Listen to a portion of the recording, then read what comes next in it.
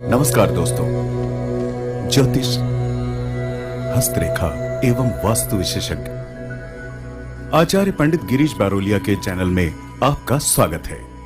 कृपया हमें अपना स्नेह व सहयोग प्रदान करें। हमारे चैनल को सब्सक्राइब करें और बेल आइकॉन को प्रेस करें। साथ ही अपने आत्मीय जनों के साथ इसे अधिक से अधिक शेयर करें। आपका जीवन मंगलमय हो। लाइक करें, शेयर करें।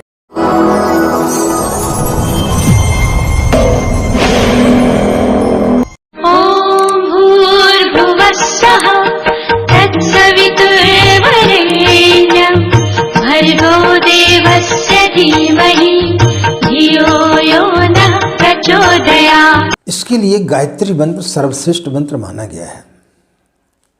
लेकिन कई बार क्या होता है कि हम सोचते हैं कि गायत्री मंत्र कोई जादू टोने टोट का जैसा है कि किस दिन का जाप किया तो हमारा ये काम हो जाएगा, या हमने फलाना काम किया तो ये काम हो जाएगा, या जब हमारी परीक्षा चल रही है तो हमने एक माला गायत्री मंत्र का जाप कर लिया तो हम पास हो जाएंगे।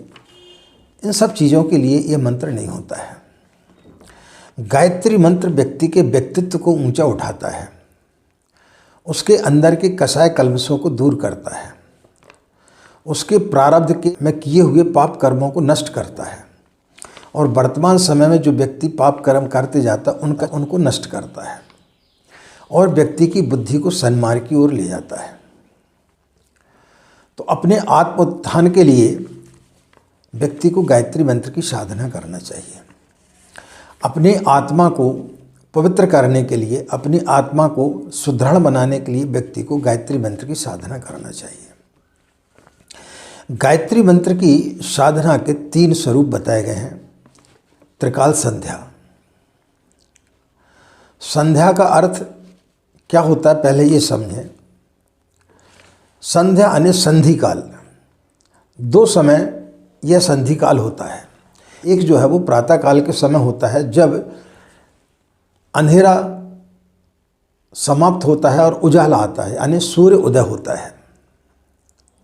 और दूसरा होता है सायंकाल, जब उजाला जाता है और अंधेरा आता है, यानी सूर्यास्त होता है और रात्रि का आगमन होता है। तो गायत्री साधक को चाहिए कि वो इन 2 समय पर संधि काल में साधना अवश्य करे। एक तीसरी साधना होती है दोपहर को मध्याह्न काल में, जिसको हम त्रिकाल संध्या कहते हैं। जिनके पास में भरपूर समय होता है उन्हें त्रिकाल संध्या करना चाहिए, प्रातः, सायं और दोपहर को। लेकिन जिनके पास में समय का अभाव रहता है उनके लिए सुबह यानी प्रातः काल और सायंकाल की संधि काल की संध्या उन्हें करना चाहिए। लेकिन आज की आपाधापी में लोगों के पास में इतना समय नहीं रहता है, इसलिए कम से कम प्रातःकाल की संध्या, प्रातःकाल की साधना हर व्यक्ति को करना चाहिए। प्रातःकाल व्यक्ति को सूर्योदय के 1 घंटे पूर्व से प्रारंभ करना चाहिए और सूर्योदय के 1 घंटे बाद तक उसको करना चाहिए। इसी प्रकार से शाम की जो संध्या है वो सूर्य अस्त के 1 घंटे पहले से लेकर के सूर्य अस्त के 1 घंटे के बाद तक करना चाहिए। उसके पश्चात व्यक्ति को साधना नहीं करना चाहिए, वह तांत्रिक साधनाओं में आती है। इसलिए सूर्य अस्त के 1 घंटे के पश्चात फिर व्यक्ति को साधना पूजा स्थली पर बैठ करके माला से नहीं करना चाहिए।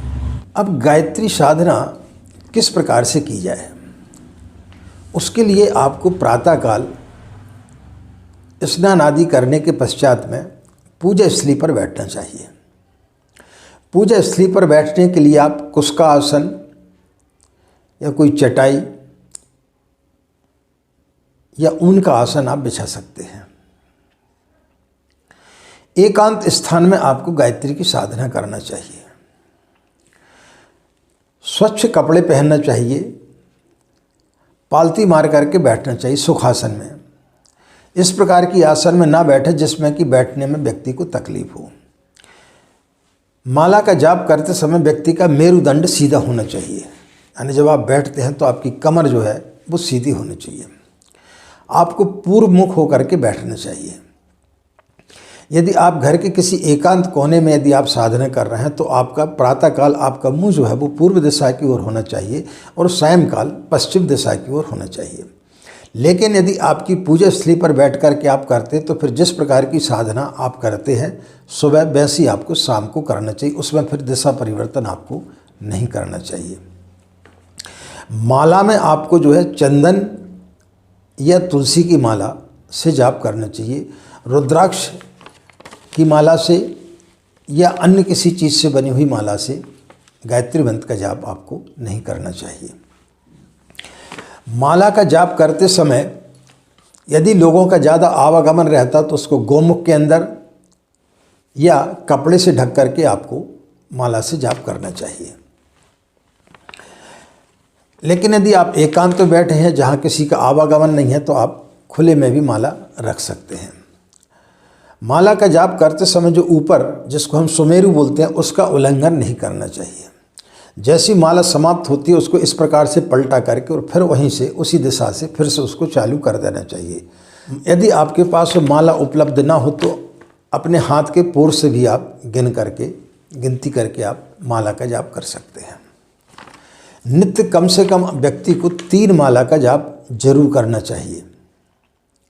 एक आत्म कल्याण के लिए, एक परिवार के कल्याण के लिए और एक जो है विश्व के कल्याण के लिए 3 माला का कम से कम व्यक्ति को जाप जरूर करना चाहिए। और यदि समय नहीं है तो कम से कम 1 माला का जाप व्यक्ति को जरूर करना चाहिए। इससे और ज़्यादा यदि आप करना चाहते तो आप कर सकते हैं।